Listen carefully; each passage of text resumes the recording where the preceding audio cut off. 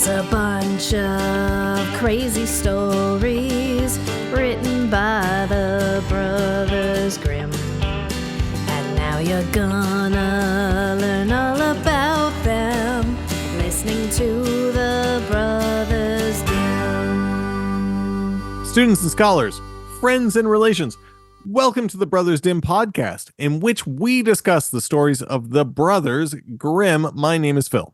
And my name is Mike. Today we are discussing story number 31, The Girl Without Hands. Mike, how are you? I have hands. How are you doing? I'm good. I finally finished my newest novella, The Devil and Judas Iscariot, a comedy. Nice. Well, thank you. And I wanted to talk to you about something. Sure.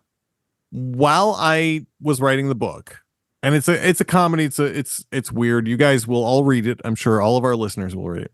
Of course. Something I did was intense research. So the timelines, the actual people involved, leaders in Judea and Rome, time of the crucifixion.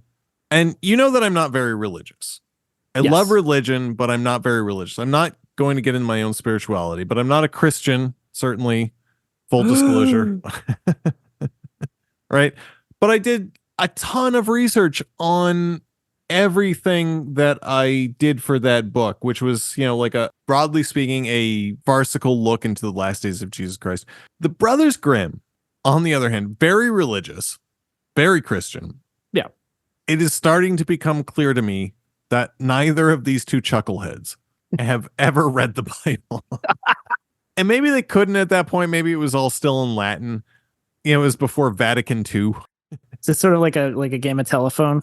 It's where all the church they got was all in Latin at that point. And, nothing was available in actual German. And they're telling these religious stories. Nothing has anything to do with actual biblical stories. Angels and ghosts all have these magical powers or whatever. None of it's supported. Fucking Our Lady's Child, they straight up just make up what heaven looks like. And nobody's it's there. Doors. It's fucking 14 people.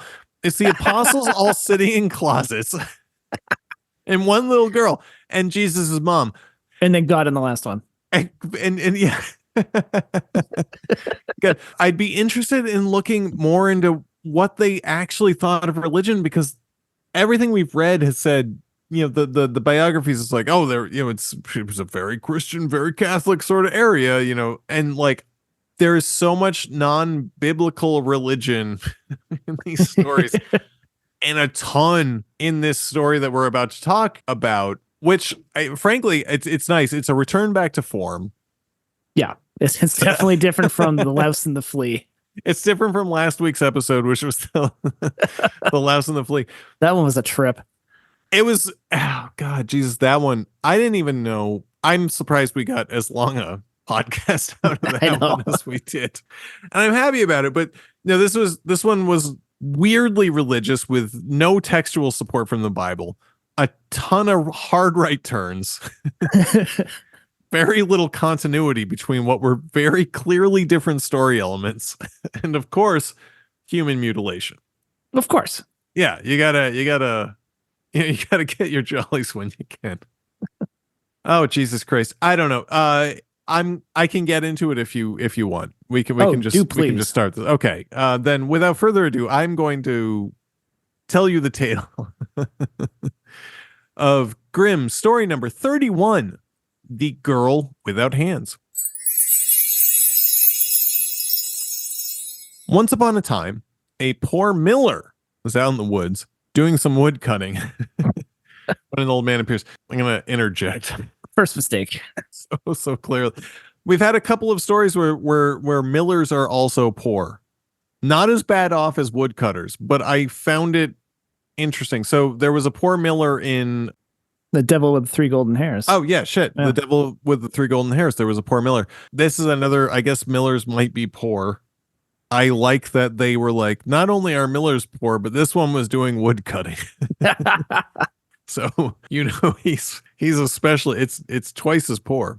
Anyways, the miller is out doing some wood cutting and an old man appears. Old man says, "Have I got a deal for you, poor man? I'm going to make you rich, but you must trade with me what's outside behind your mill? The guy says, well, okay, tain't nothing out back there but a fruit tree. So sure. The old man gives him a contract. He signs it. And the old man does an evil laugh and says, see ya in 3 years, sucker. Why 3 years? 3. You know. It's a nice round number. Yeah, it's a nice round number.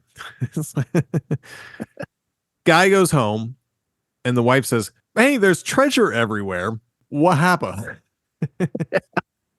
He says, oh, I made a very good deal. I traded all these riches that you found in all these drawers for whatever was out behind the mill, and it's not but the old apple tree. And the wife says, uh-oh. That must have been the devil because A, this is all magic treasure. And that's how that works. But B, our daughter was standing out back there all day. So everyone's unhappy. 3 years pass. Here comes the devil. Girl she knows, okay, I got to go with the devil the next day. So she washes herself super clean and draws a circle of chalk around her. And that thwarts the devil. So he can't take her. So he says, okay, I can't get to her today, but I'll be back tomorrow. But he tells the guy, he's the father, Isaac, don't give her any water or I won't be able to claim her. And I need her to be dirty. The devil likes dirty girls. Dirty lesbians and dirty girls. What? She hasn't had any. Okay, so she goes to sleep.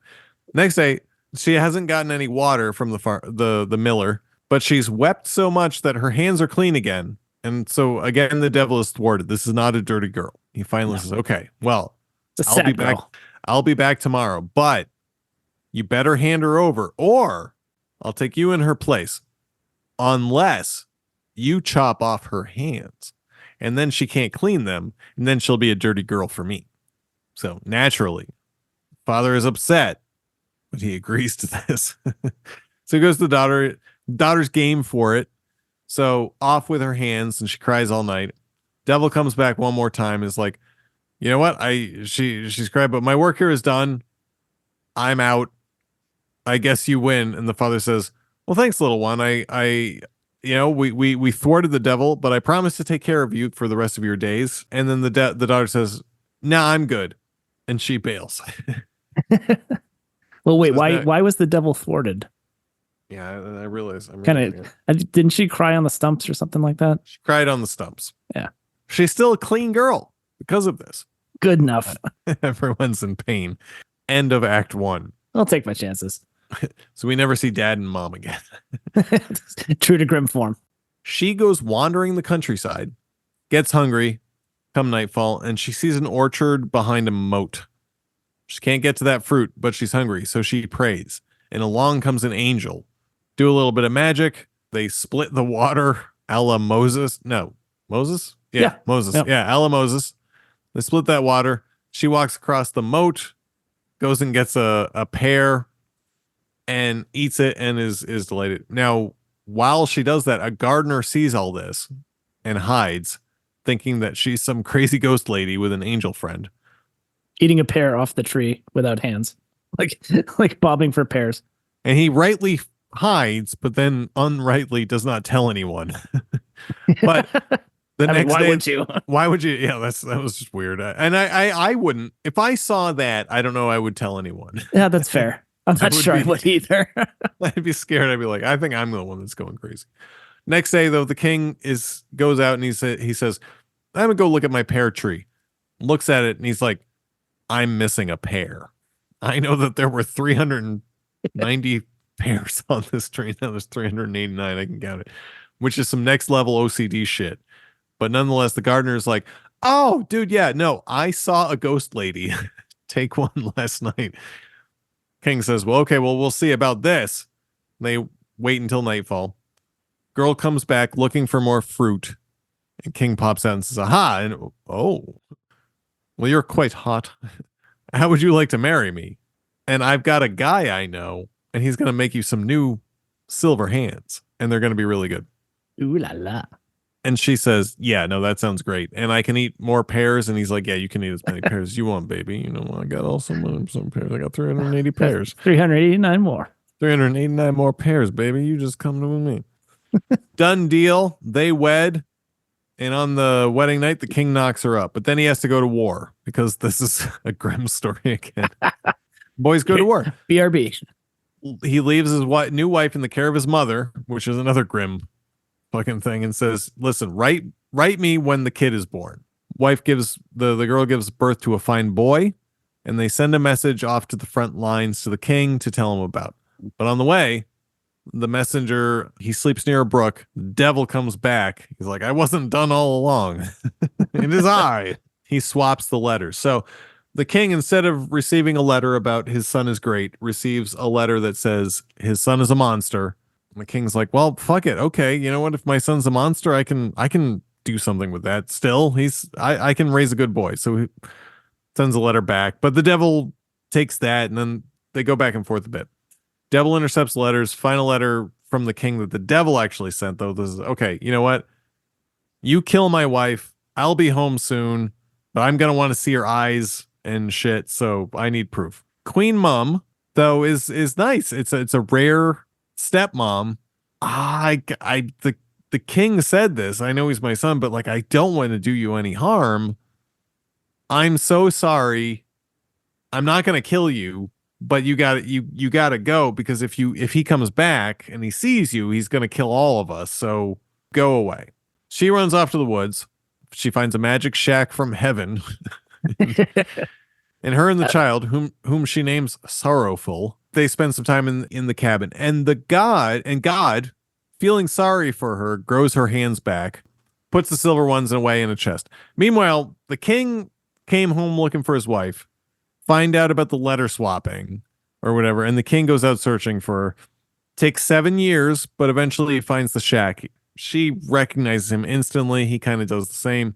She's like, I'm your wife, this is your son. He said, well, my wife had silver hands. And she's like, oh yeah, no, those are in a drawer. Here they are. And upon presenting them, everyone is happy. Back to the castle they go, and everyone lives happily ever after. The end. The whole my wife had silver hands thing was strangely anticlimactic.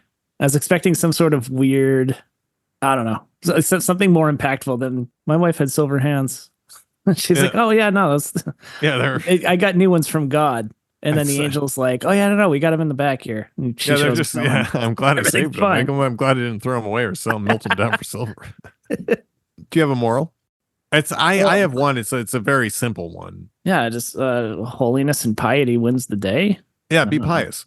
Yeah. Be obedient, and God will help you out. Because I didn't really get into it, but like that was kind of something that they said a bunch all throughout. Was she was just like, well, she sat down to pray, and then an angel came and gave her a pear. I mean, like, it causes other shit to happen. Yeah, but it's always, she prayed. She was always good. She was obedient. She was obedient to her father. Like, okay, chop off my hands, like like so much Game of Thrones, where the little girl with the fucked up face like has to get burned. Yeah, Marcella, yeah. When Marcella dies, which is just like, like, okay, and she didn't want to die at the stake, but was like, oh, I'll help you, Daddy, whatever you need. Spoiler alert. Yeah. Oh boy. ATU type 706, the maiden without hands. Holy hell.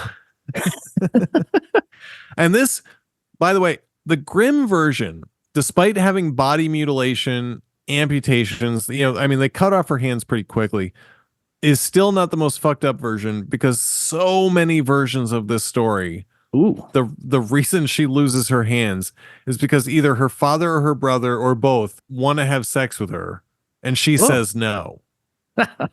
And it's either the father's a king or the brother's a prince or whatever, but she's pious, and so she refuses sexual incestual advances, and because of that, they cut off her hands. Fight me off now. Yeah. that is messed up. So it's funny. It's another story in which the Brothers Grimm really toned down the crazy. Yeah.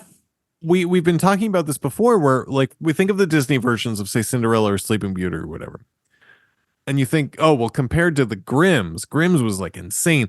But then the Grimm versions, like the things that ended up, I think, in the final publications, compared to what they were listening to, were fucking bonkers. What was the crazy one that was a French version? Was it Little Red Cap? Little Red Cap, Yeah. where like the wolf just like fucks that little girl. Yeah, Straight like, up, it's just like, close off, get in bed. yeah, like get naked and get into bed with me, you 10-year-old, and I'm gonna like rape you. I mean, that was 100% what that was about. And yeah, the Brothers Grimm were nerfing or Disneyfying, whatever you want to fucking call it, whatever the adjective is, all these way darker stories. It's just crazy to me to when I'm doing the research and I read a story that's really bonkers and I'm like, well, that was crazy. And then they're like, oh, but you should see the Greek version because X, Y, and Z. And they talk about how media consumption is too far off the deep end in our culture today. Oh no, you know what it is? It's like These it's everything. violent It's like, video games. the other thing we see is people saying like, oh, you couldn't get away with that kind of shit today. That happened in 1820. And when they were publishing that, the Brothers Grimm were like, oh, we couldn't get away with that today. You know, that's some old shit. You know? Some Old Testament crap. I like this one a lot. Tales Origins. I don't know what notes you have. I can go through some of mine. I mostly have questions instead of actual researched notes in this case. Well, ask your questions and then I'll get into my notes. All right. So my first thing is the miller is poor, but it's only until he's out cutting wood that the devil comes and offers him riches. That's when he knows he's hit the final bottom of the have barrel. Reached the bottom. One thing I was curious about, the chalk circle and the clean hands. What's the rhyme and reason here? I couldn't figure out what the chalk circle was for because the devil only ever talked about the cleanliness and the hands specifically. That is some pagan shit, man. I'm just curious about the chalk circle because it's never mentioned aside from her having done it. The devil wasn't like, foiled by the chalk circle and the clean hands. She puts the chalk circle around her, which is like an ancient ass fucking pagan protection spell. Oh yeah, it's a ward. Yeah, and like a circle of protection white. What's crazy to me, and this is what I was talking about a little bit earlier, where I'm so interested in their whatever they thought of as what is a normal religion, because like all of these stories, there's nothing biblical about like a circle of protection. A circle of protection black, I guess. There's nothing biblical. That doesn't happen. But in this area of Germany that has such an ancient tradition of witchcraft and shit, I was blown away by the wash your hands, I guess, be clean. I get that cleanliness is next to godliness, but the circle of protection. And then they never mention it again. And it doesn't happen in the other two times the devil comes back. It's just one weird conceit. You're drinking in the beer hall and you say to everyone, well, we're all Christian and we're all happy, but of course our grandmas, they still read tea leaves and put circles of salt around you to protect you because that's just what grandmas do. Yeah. I was curious if you would come up with anything. I feel like it's like the editor missed it. The editor could have been like, yeah, so you mentioned this chalk circle and then it never comes up again. And I know we do this a lot, but I'm just curious if there is anything else there. And then we're like, well, we got to go in a week. So what is this editor of which you speak? We're on a time crunch, man. People are putting in letters one at a time into this printing press. And so, we got to figure out how many pages of page 72 we're going to need now. And we don't have time to edit. Can we talk about this father of the year for a moment? Who, as you mentioned, we never see again. Standard Grimm. So he accidentally promises his daughter to the devil. I mean, that's an honest mistake. It was a dumb mistake, but it's an honest mistake. It's the devil tricked him. Yeah. Yeah. And then the devil comes. She has outsmarted him. Devil comes back. She has outsmarted him again. And the devil's like, all right, if you don't get her in line, I'm taking you instead. You got to cut off her hands. So obviously father has a choice here and it makes the wrong choice because he's father of the year. But she willingly goes along with it. Yeah. And I feel like pious. Right. But I feel like in her situation here, her choice is either go with the devil or go with the devil without hands. Right? Isn't that basically the situation she's facing? Unless she knows she can outsmart the devil a third time by crying on her stumps. it worked out for her. I just So- feel like feel like if she had stopped and done the math there, she didn't need to lose her hands. But again, it comes back to this classic trope of they need to get a character in a very specific situation and they have to come up with some contrived way of how she gets there. And as you said, there are other ways of how she lost her hands. Like her brother or father were trying to get with her and she was not having none of it. So they cut her hands off. Yeah. I think this is just one of many ways that she needs to have her hands removed. But it's just, I feel like the math was just a little off there. I mean, yeah. And certainly the Brothers Grimm wanted to have a version of that story of the girl without hands, ATU type, 706, whatever, and Germaned their way into their own version of it, which didn't involve incest, like crazy rape incest, and didn't involve whatever else was going on out east. Yeah, I don't know. And tricking the devil is more their style. When a devil, by the way, and again, this goes back to what we were kind of talking about earlier with the Brothers Grimm never reading the Bible. And it's similar to the devil with the three golden hairs. Whenever the devil appears, it's just like this weird fucking version that isn't doing anything that evil, A, and B, is not biblical, and I don't understand where it comes from. Yeah, I like the devil having a grandmother. And the devil goes out for a day of evil and then comes home and falls asleep in his grandmother's lap. That just sounds very pagan tradition. Super pagan. And, yeah. And they put a little thin coat of Christianity on the top of it. Yeah. This king needs a hobby. He just counts his pears every morning. Oh my God. Or maybe he's got somebody that counts them for him. I don't know. I had to go looking that up when they were like, when she first wanted to have a pear from the pear tree, and she said, "Oh, but these pears are counted." Yeah. wait, what does this mean? What does that mean? And I had to go look up, and it was like, oh, it means that the king knew exactly how many pears there were. I'm like, what the fuck does that? Like, no, I can see counting cows. I've had an apple tree. Yeah. There's so many fucking apples. You like, and it's hard to count them. They all look alike. They're in bunches. And they change day to day. They fall off. Oh, yeah, and he notices there aren't any on the ground. He's like, "Hey, where's the apple?" All right. No, that's about all I have on that king. Okay. Yeah, it's not a long story. No. That's fine. I do have a pitch. That's basic though. So we'll see. I'm basic. Okay. Maybe a comic book, maybe a script or short story, but near future, which doesn't at first glance seem like a dystopia, but it is. So there's two big bads. One is the head of whatever Con Edison XP you'd like. We can call it the electric company. The other is the head of some type of organized crime family. But they're actually the same guy. The old man and the devil. So then you have a girl whose father's a thief, tries to steal whatever MacGuffin you want from the devil. He steals it, he hides it at home, and then leaves to go do something else.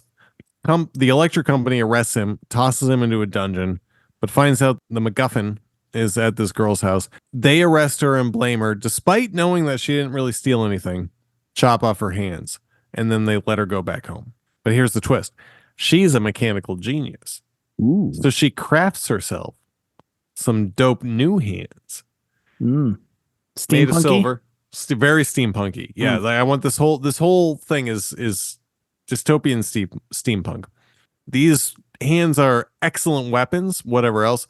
And then she goes on a revenge tour to A, save her dad, but also B, kill the guy that's in charge of everything and take down the electric company scene. I like it. Could do could do like a nanotech thing too. Okay. I think steampunk is definitely in. Okay, yeah, or it was 10 years ago. Yeah. Maybe it's in as far as I'm concerned.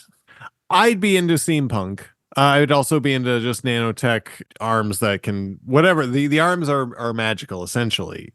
You can use technology to make magic, but that's my pitch. Just girl goes on her little revenge tour and saves her dad. It's food for thought. I like it. That's all I have. Do you have anything else? No. Okay. Well, then I think that brings us to the end of story number 31, The Girl Without Hands. Sleep tight, and we'll see you next time. See you next time.